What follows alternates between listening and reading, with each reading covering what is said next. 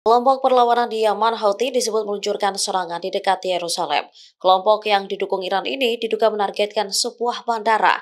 Bahkan tembakan diluncurkan saat Perdana Menteri Israel Benjamin Netanyahu tiba di bandara tersebut sepulangnya dari Amerika Serikat. Dikutip dari The Times of Israel, kabar ini disampaikan oleh pemimpin Houthi Abdul Malik al-Houthi. Dikatakannya, rudal tersebut untuk membalas kematian ketua kelompok Hizbullah, Hassan Nasrullah. Ia diduga tewas saat IDF meluncurkan lebih dari 80 rudal ke wilayah Lebanon. Abdul Malik bahkan memastikan kematian Nasrullah tak akan sia-sia. Namun, militer Israel mengaku berhasil mencegat rudal balistik permukaan ke permukaan yang diluncurkan Houthi pada Sabtu 28 September 2024 malam. Rudal ditembak jatuh oleh pertahanan udara di luar perbatasan negara. Rudal tersebut menyebabkan bunyi sirene di Israel bagian tengah karena kekhawatiran akan jatuhnya pecahan peluru. Diketahui pesawat PM Netanyahu telah mendarat di Israel sekitar 35 menit sebelum sirene berbunyi. Sementara sisa-sisa jatuhnya rudal di dekat komunitas Tizur Hadassah menyebabkan kerusakan ringan.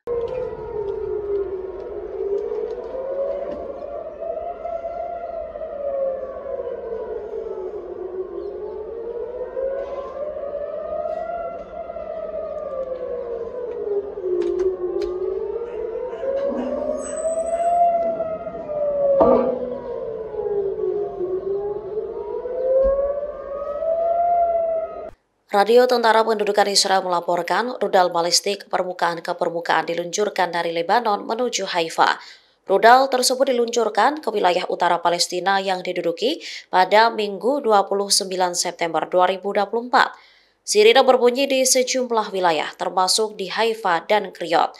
Media Israel melaporkan akibat serangan itu lebih dari 1 juta pemukim berlari ke tempat perlindungan. Sementara serangan juga diluncurkan ke wilayah Yerusalem.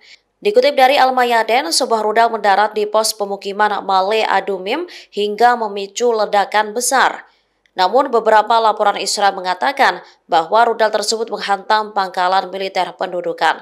Sebuah bangunan di pinggiran Yerusalem dilaporkan rusak hingga terbakar. Selain itu terjadi pemadaman listrik di sebagian pemukiman warga.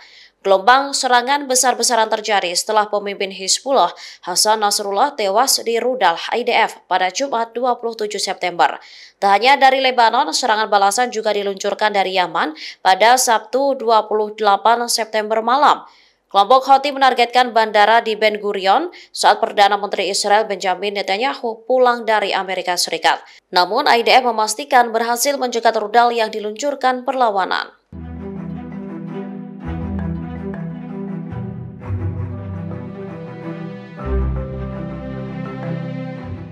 Sebuah rudal permukaan ke permukaan yang diluncurkan kelompok militan Houthi menyasar bandara di Ben Gurion pada Sabtu 28 September 2024 berhasil ditangkis militer Israel.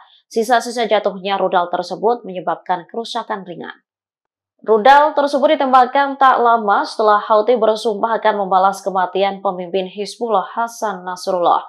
Nasrullah terbunuh di tempat persembunyiannya saat IDF meluncurkan lebih dari 80 rudal ke Lebanon pada Jumat 27 September 2024. Pemimpin Houthi Abdul Malik al-Houthi memastikan rudal itu diarahkan dan waktunya bertepatan dengan pendaratan pesawat Perdana Menteri Israel Benjamin Netanyahu. Saat itu ia baru pulang dari Amerika Serikat setelah berpidato di hadapan Perserikatan Bangsa-Bangsa. Namun IDF memastikan berhasil menembak jatuh rudal Houthi. Sirine dibunyikan setengah jam setelah Netanyahu mendarat. Rudal itu ditembak jatuh dengan sistem pertahanan rudal jarak jauh Arrow. Sisa-sisanya jatuh di dekat komunitas Tizur Hadassah di wilayah Yerusalem. Menurut kepolisian setempat, jatuhnya sisa-sisa rudal tersebut menyebabkan kerusakan ringan.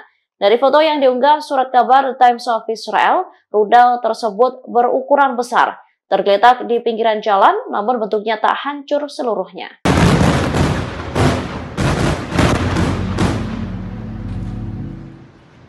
Pemimpin kelompok Hizbullah Hasan Nasrullah terbunuh pada Jumat 27 September 2024 setelah militer Israel meluncurkan serangan besar-besaran ke wilayah Lebanon. Namun diduga ada mata-mata dari Iran yang memberikan informasi ke IDF soal keberadaan Nasrullah.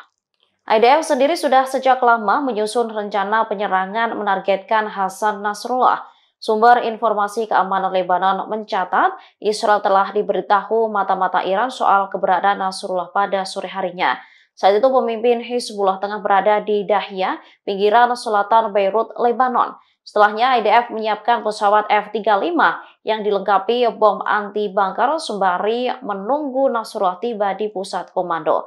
Sementara itu, mata-mata Iran berada di lingkungan Haret Hiraik menghadiri pemakaman Muhammad Hussein Soror. Segera setelah pemakaman tersebut, Hasan Nasrullah tiba di markas besarnya.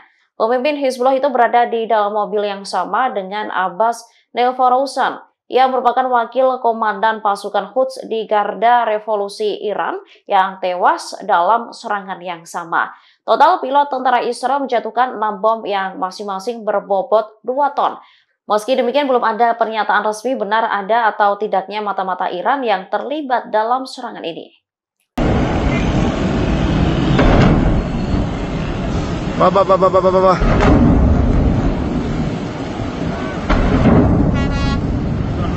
Puluhan pesawat tentara Israel menyerang pelabuhan dan pembangkit listrik di Yaman pada Minggu 29 September 2024. Serangan memicu ledakan besar hingga pemadaman listrik. Beginilah penampakan sesaat setelah serangan besar-besaran Israel.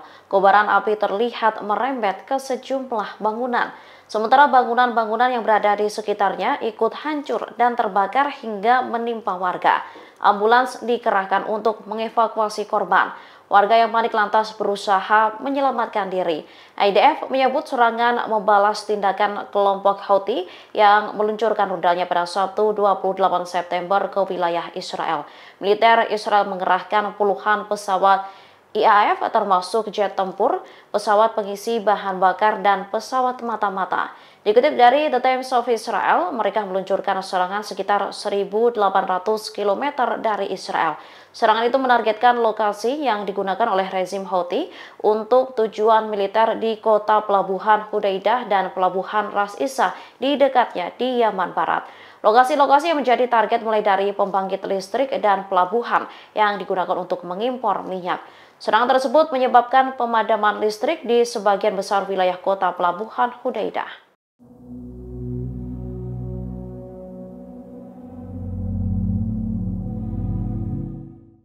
Serangan Israel yang menewaskan pemimpin Hizbullah Hasan Nasrullah mendapat kecaman keras dari Iran dan Rusia. Pasalnya selain Nasrullah, serangan tersebut juga turut menewaskan Abbas Nilforouzan, wakil komandan pasukan Quds di Garda Revolusi Iran atau IRGC.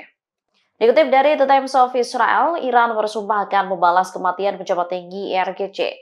Hal ini diungkapkan oleh Menteri Luar Negeri Iran, Abbas Araghchi, pada Minggu 29 September 2024. Dirinya memastikan kematian Abbas Nilforouzan tak akan dibiarkan begitu saja. Menurutnya, militer rezim Zionis telah melakukan kejahatan yang mengerikan. Nantinya, aparat diplomatik akan menggunakan semua kapasitas politik, diplomatik, hukum, dan internasionalnya untuk mengejar penjahat Israel dan sekutunya. Sementara Rusia turut mengutuk keras serangan Israel. Menteri Luar Negeri Rusia, Sergei Lavrov, menyatakan Israel akan menerima konsekuensi dramatis yang lebih besar bagi Lebanon dan seluruh Timur Tengah. Pasalnya, apa yang dilakukan Zionis mengakibatkan bahaya dan memicu pecahnya kekerasan baru. Oleh sebab itu, Zionis memikul tanggung jawab penuh atas eskalasi berikutnya. Lebih lanjut, Sergei Lavrov mendesak Israel untuk segera menghentikan agresinya.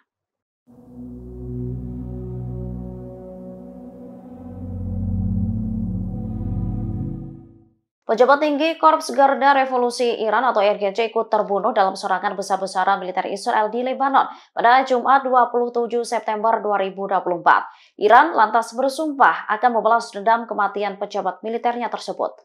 Sosok petinggi IRGC yang terbunuh ialah Abbas Nilforouzan. Dikutip dari The Times of Israel, ia merupakan wakil komandan pasukan Quds di Garda Revolusi Iran. Saat kejadian, ia disebut menaiki mobil yang sama dengan pemimpin Hizbullah Hasan Nasrullah. Oleh karenanya, keduanya diduga tewas di waktu yang bersamaan. Pada Minggu 29 September, Iran lantas bersumpah akan membalaskan dendam tewasnya Abbas Nilforouzan.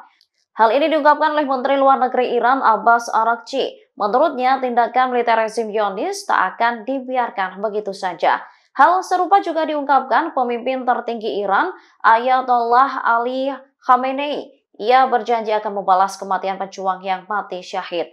Khamenei juga mengumumkan 5 hari berkabung atas kematian Nasrullah. Dirinya memastikan Hizbullah yang berada di garda terdepan akan membuat musuh menyesal.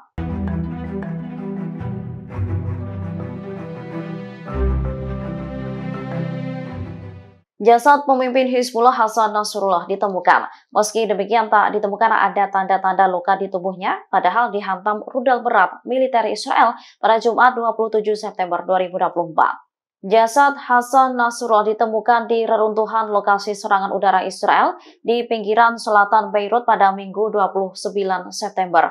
Dikutip dari The Times of Israel, tak ada luka langsung di tubuhnya. Tampaknya penyebab kematiannya adalah trauma tumpul akibat kekuatan ledakan. Hizbullah sendiri belum mengonfirmasi penyebab tewasnya Nasrullah secara pasti.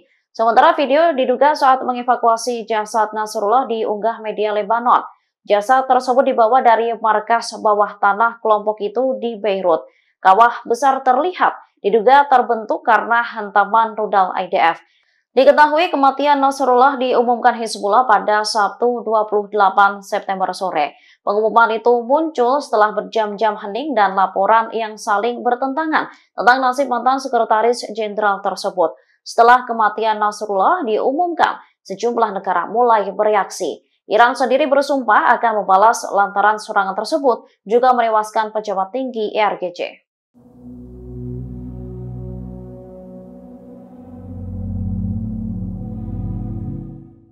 Dalam sehari, pasukan perlawanan di Lebanon Hizbullah meluncurkan belasan serangan menyasar wilayah Israel. Serangan menargetkan sejumlah situs penting militer Zionis. Dikutip dari Al-Mayadin, serangan diluncurkan Hizbullah pada Minggu 29 September 2024. Setidaknya ada 11 operasi yang diluncurkan untuk melawan pendudukan. Mereka menargetkan Camp Ofek, Al-Manara, Sha'ar, Rospina, Sitaula, dan koloni Sonobar. Perlawanan juga menargetkan situs Ramia dan Samaha, Kem Al-Yatakim, dan Pangkalan Yufolun. Operasi-operasi ini dilakukan untuk mendukung Gaza dan membela Lebanon. Serangan juga dilakukan setelah pemimpin Hizbullah, Hasan Nasrullah, terbunuh oleh serangan IDF. Kini jasad Nasrullah telah ditemukan di markas bawah tanah kelompok itu di Beirut. Dikutip dari The Times of Israel, tak ada luka langsung di tubuhnya. Tampaknya penyebab kematiannya adalah trauma tumpul akibat kekuatan ledakan. Hizbullah sendiri belum mengonfirmasi penyebab tewasnya Nasrullah secara pasti. Download Tribun X sekarang, menghadirkan lokal menjadi Indonesia.